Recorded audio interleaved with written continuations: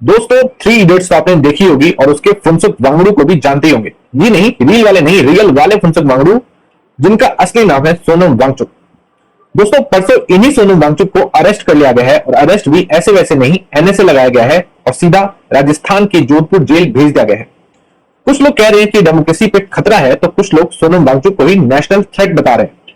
तो चलिए इस वीडियो में जानते हैं और समझने की कोशिश करते हैं कि आखिरकार ये पूरा माजरा क्या है। मेरा नाम है आशुतोष एंड आप देख रहे हैं सिविल सर्विसेज वाला। दोस्तों, पहले जरा समझते हैं कि सोनम वांगचुक है कौन। सबसे सिंपल इंट्रोडक्शन तो इनका यही रहेगा कि थ्री इडियट्स में आमिर खान ने जिस फुनसुक वांगडू का रोल किया था वो एक्चुअली इन्हीं की लाइफ स्टोरी से इंस्पायर्ड माना जाता है। बट मूवी से हटके देखे तो आप इन्हें एक इंजीनियर, इनोवेटर और एजुकेशन रिफॉर्मर कह सकते हैं। इन्होंने लद्दाख के बच्चों के लिए सेकमॉल नाम की ऑर्गेनाइजेशन खड़ी की। इसका जिक्र मैं आगे भी करूंगा, इससे थोड़ा सा ध्यान रखिएगा। अब ये सेकमॉल क्या है? सेकमॉल एक ऑर्गेनाइजेशन है जो प्रैक्टिकली बच्चों को कैसे एजुकेशन दी जाए उस पर काम करती है। मतलब कह सकते हैं इन्होंने लद्दाख के स्कूल सिस्टम को रिफॉर्म कर दिया। लेकिन दोस्तों, इनका काम यहीं तक नहीं रुकता।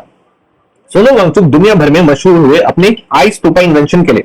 मतलब इन्होंने एक आर्टिफिशियल ग्लेशियर बनाया जो सर्दी के पानी को स्टोर करता है और गर्मियों में धीरे धीरे मेल्ट होकर एक तरीके से इरिगेशन के काम आता है।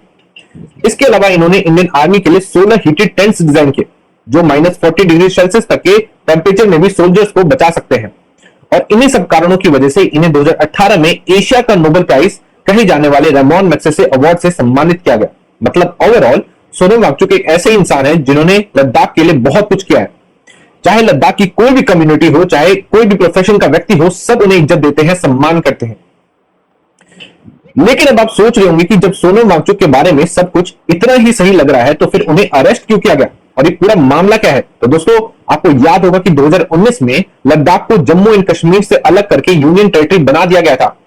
उस वक्त लोगों को लगा कि अब लद्दाख को डायरेक्ट डेवलपमेंट मिलेगी, जॉब्स मिलेंगे और दिल्ली से डायरेक्ट कनेक्शन होगा। लेकिन धीरे धीरे लोकल लोगों ने महसूस किया कि उनकी लेजिस्लेटिव पावर्स को खत्म कर दिया गया है। कल्चर और आइडेंटिटी खतरे में आ गई है और उनकी जमीन आउटसाइडर्स के हाथ में जा रही है। इंडस्ट्रियल प्रोजेक्ट्स और सोलर फार्म्स की वजह से एनवायरमेंट को भी बड़ा खतरा देखने को मिला। इसी बैकड्रॉप में सोनम वांगचुक और उनके सपोर्टर्स ने अपनी कुछ डिमांड्स उठाई। अब उनकी डिमांड्स कुछ इस प्रकार थी, जैसे कि पहला स्टेट हो ताकि उनके पास अपना खुद का लेजिस्लेटिव असेंबली हो। दूसरा है 6th शेड्यूल प्रोटेक्शन, जिससे उनके ट्राइबल काउंसिल को जमीन और रिसोर्सेज पर कंट्रोल मिल सके। तीसरा है जॉब रिजर्वेशन फॉर लोकल्स, ताकि बाहर के लोग उनके एम्प्लॉयमेंट अपॉर्चुनिटीज ना खा ले। और चौथा है एनवायरमेंटल प्रोटेक्शन, क्योंकि लद्दाख एक फ्रेजाइल इकोसिस्टम है और वहां बड़े बड़े प्रोजेक्ट से उनका एनवायरमेंट खतरे में आ रहा है। तो सिंपल शब्दों में बोले तो लद्दाख के लोग अपनी जमीन और अपने कल्चर और अपनी पहचान को बचाने के लिए लड़ रहे हैं। अब आप सोचेंगे कि तो दिक्कत क्या है? आखिरकार अगर कोई अपने कल्चर और जमीन को बचाने के लिए लड़ रहा है तो इसमें बुरा क्या है? ये तो बिल्कुल नेचुरल बात है। तो दोस्तों, दिक्कत छुपी है इस 6th शेड्यूल में। सिंपल शब्दों में बताऊं तो 6th शेड्यूल का मतलब है कि अगर लद्दाख को इसके अंदर रखा जाता है तो वहां के ट्राइबल काउंसिल को अपना खुद का कंट्रोल मिल जाएगा, लैंड पर भी, रिसोर्सेज पर भी और डेवलपमेंट प्रोजेक्ट्स पर भी। मतलब कोई भी बड़ा प्रोजेक्ट, चाहे वो रोड हो या सोलर फार्म हो, उसके लिए लोकल काउंसिल की परमिशन जरूरी होगी। सुनने में ये बिल्कुल सही लगता है, लेकिन नेशनल सिक्योरिटी के एंगल से सोच के देखो तो प्रॉब्लम नजर आएगी। और प्रॉब्लम ये है कि लद्दाख एक बॉर्डर रीजन है, एक तरफ चाइना, दूसरी तरफ पाकिस्तान। अगर हर प्रोजेक्ट, हर रोड, हर इंफ्रास्ट्रक्चर का डिसीजन लोकल काउंसिल के हाथ में होगा तो आर्मी की जरूरी तैयारी और बॉर्डर इंफ्रास्ट्रक्चर रुक सकता है। और आपको पता है कि चाइना और पाकिस्तान हमें गिद्ध की नजर से देखते हैं और वो लोग यही चाहते हैं कि हम बॉर्डर रीजन पे इंफ्रास्ट्रक्चर नहीं बना पाए। और इसी वजह से दिल्ली को लगता है कि 6th शेड्यूल देना एक डबल एज स्वॉर्ड होगा, मतलब दो धारी तलवार बन जाएगा। एक तरफ लोकल ऑटोनॉमी तो मिलेगी, लेकिन दूसरी तरफ नेशनल सिक्योरिटी कॉम्प्रोमाइज हो जाएगी। अब अपनी इन्हीं बातों को मनवाने के लिए इन्होंने शांतिपूर्ण तरीके से हंगर स्ट्राइक स्टार्ट कर दी। पिछले साल इनकी कुछ मीटिंग्स भी टॉप के पदाधिकारियों से कराई गई और यह भी कहा जाता है कि इनकी कुछ मीटिंग्स अमित शाह जी से भी हुई। पर दोस्तों, बात नहीं बनी। और जब बात नहीं बनी तो इन्होंने 10 सितंबर को फिर से हंगर स्ट्राइक स्टार्ट कर दी। लेकिन ये हंगर स्ट्राइक आगे चलकर 25 सितंबर को वायलेंस में बदल गई। रिपोर्ट्स के मुताबिक 7,000 से ज्यादा लोग सड़कों पर उतर आए। बीजेपी हेडक्वार्टर्स और हिल काउंसिल ऑफिस पर पत्थरबाजी हुई। एक सीआरपीएफ व्हीकल को भी आग लगा दी गई। बीजेपी के फ्लैग्स उतार दिए गए और अंबेडकर जी के पोर्ट्रेट तक को तोड़ दिया गया। इस वायलेंस में 4 लोगों की मौत हो गई और 90 से ज्यादा लोग घायल हुए। और यहीं पे आप सोच रहे होंगे कि वायलेंस तो भीड़ नहीं करी ना, ये तो हंगर स्ट्राइक कर रहे थे, इनका क्या लेना देना। पर नहीं दोस्तों, सरकार का कहना है कि सोनम वांगचुक ने वहां के यूथ को भड़काया। और उसमें से एक बयान मैं आपको अभी सुनाना भी चाहता हूं, जिससे आप खुद समझ जाएंगे कि जितनी सिंपल चीजें हम सोच रहे हैं उतनी सिंपल मामला ये है नहीं। ठाक चत पे गिरजा जिनो नेपाल ला उस्तो बांग्लादेश ला उस्तो श्रीलंका उस्तो मिमन से गिरजा क्यों मानते ने।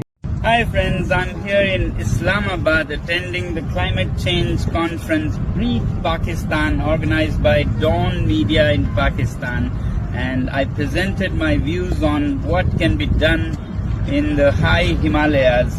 कोई भी इलाका खुश होना चाहिए, वो जहाँ चाहें जाने चाहिए। तो इसीलिए आपने सुना होगा रेफरेंडम्स होते हैं, प्लेबिसाइट्स होते हैं। तो अगर ऐसा सबका विचार है तो फिर कश्मीर में क्यों नहीं। सुन लिया। तो इसी प्रोटेस्ट के बाद अब अगले दिन 26 सितंबर 2025 को सोनम वांगचुक को लेह से अरेस्ट कर लिया गया। उनको नेशनल सिक्योरिटी एक्ट के अंदर डिटेन कर दिया गया। इसका मतलब है कि बिना चार्ज के साथ 1 साल तक जेल में रखा जा सकता है बिना बेल के। उन्हें एक स्पेशल फ्लाइट से राजस्थान के जोधपुर लाया गया। लेह में तुरंत कर्फ्यू लगा दिया गया, इंटरनेट बंद हो गया, स्कूल्स और कॉलेजेस बंद कर दिए गए और उनके सपोर्टर्स को भी डिटेन कर लिया गया। सरकार का कहना है कि वांगचुक ने अपनी स्पीचेस में अरब स्प्रिंग और नेपाल अपराइजिंग्स का जिक्र यूथ को प्रोवोक किया। सीबीआई ने उनके एनजीओ सेकमोल के फॉरेन फंडिंग और पाकिस्तान विजिट पर भी प्रोब शुरू किया। गवर्नमेंट कहती है कि उनका ये एजुकेशन इंफ्रास्ट्रक्चर प्रोजेक्ट्स को रोक रहा था जो डिफेंस के लिए जरूरी थी, लेकिन उनके अरेस्ट के बाद अपोजिशन और सिविल सोसाइटी ने तीखे रिएक्शन दिए, जैसा कि एक्सपेक्टेड था। पहला, महबूबा मुफ्ती ने इसे कश्मीर के क्रैकडाउन से कंपेयर किया। कांग्रेस ने इसे गांधीयन एक्टिविस्ट पर अत्याचार बताया। आपने दिल्ली में कैंडल मार्च तक निकाल दिया। सोशल मीडिया पर #रिलीज सोनम वांगचुक ट्रेंड करने लगा। अब मैंने आपको एक पूरा मामला बता दिया है। अब मैं आपसे जानना चाहता हूं कि आप इसमें किसके साइड हैं, सोनम वांगचुक या फिर सरकार के। मेरा मानना तो यह है कि जब नेशनल सिक्योरिटी कॉम्प्रोमाइज हो तो उससे बड़ा देश के लिए खतरा नहीं हो सकता। तो देश के हर एक रीजन में डेमोक्रेसी भी होनी चाहिए, तो सरकार और सोनम वांगचुक को एक बीच का रास्ता निकालना चाहिए था। हालांकि दोनों ही इसमें फेल रहे हैं। आगे जो भी इस मामले में अपडेट आएगा मैं आपसे शेयर करता रहूंगा।